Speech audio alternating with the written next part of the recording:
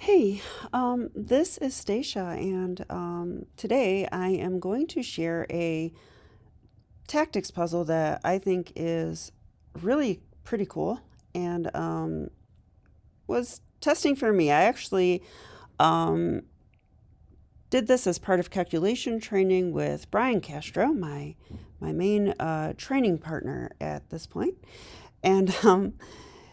and he shared this puzzle, which is from a book, and it's white to move.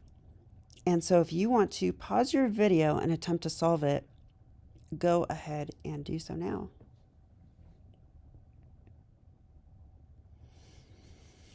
Okay, so I'm showing this puzzle because I think it's awesome. There's a few different ideas here that you can try for, and I think it's important to see why one works and some do not work. So let's go ahead and step through some ideas.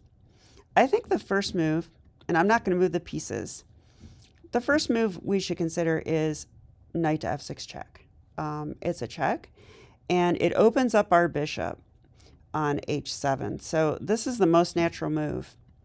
So if they take with a pawn, okay, we do have the option to take on h7 with a queen or a bishop. And I really do like the look of taking with the bishop, because after bishop h7 check, notice that we're covering all the squares. So king h8 is forced, and now we have discoveries. So some different moves come to mind here, like bishop g8, which doesn't work. The king would simply take, or bishop h6 check. So like in this position, we would want to try to get this pattern with queen f7 mate. And if you don't know what I mean, bishop g6 check, king g8, queen h7, king f8, and we would love to play queen f7 mate. But if you go for this, you might notice that, unfortunately, the black bishop is guarding that pawn.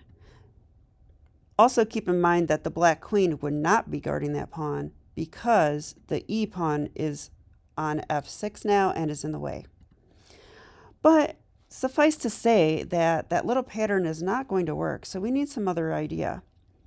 So after knight f6 check, pawn takes. By the way, queen takes is ridiculous because we would take with a pawn. So really, pawn takes is forced. Okay, and then we'll go bishop h7, king h8. Okay, and what else can we do here?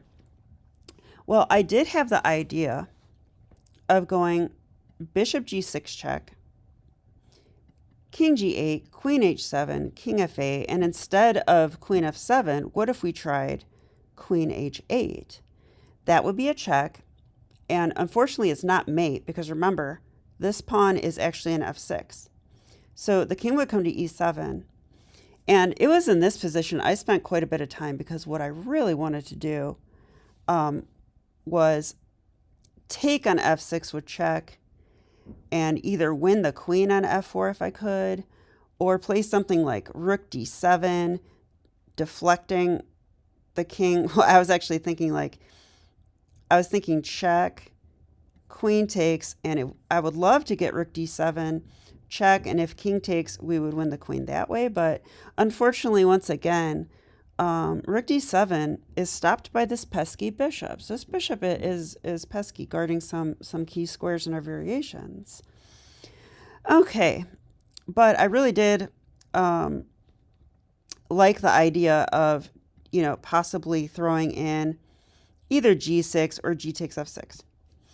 Okay, so this is when Bryan Castro suggested a move to me when we were analyzing, and then I realized that in combination with his idea and my idea, there actually was the solution to the puzzle.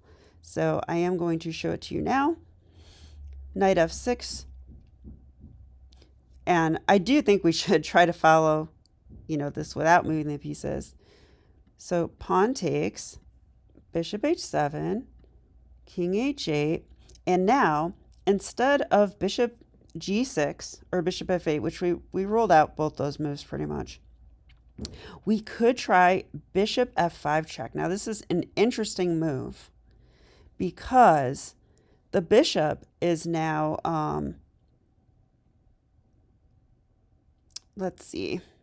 Well, first of all, we have ideas of going g6, deflecting the f pawn, and playing bishop takes e6 mate. That's one thing that could happen because the king's going to go to g8 after bishop f5.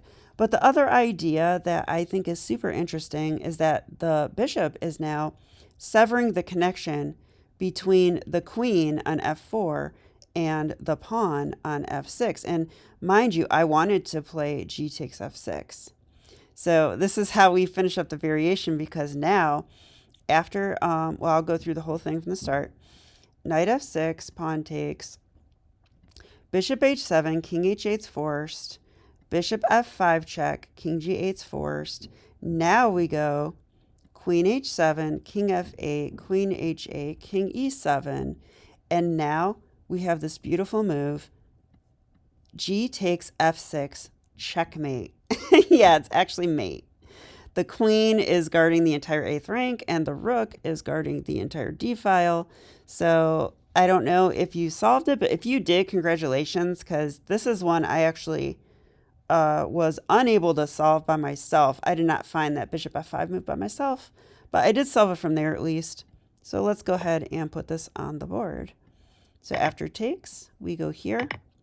Mind you that I'm not sure taking with the queen is, what's going on here? I have two windows open. Hang on a second. I'm not sure that taking with the queen does much for us at all, because we'll just go here and here. And in this position, you do have to see that, you know, our queen is attacked and this doesn't really do anything, right? Like, if here, this does nothing. And yeah, I mean, it just seems like we run out of steam here. So that is why we have to take with a bishop, because this looks very appealing, you know, to have all these discoveries. But like I was saying before, bishop g6 doesn't quite work, but bishop f5 check does work. So this is fascinating. Now that same line is a little bit better, because after here, we have this move, pawn takes, pawn checkmate. And there's no queen takes f6 because the bishop on f5 is in the way. So anyway, I hope you guys enjoyed this little tactical exercise, and I'll be back with more chess. Okay, bye.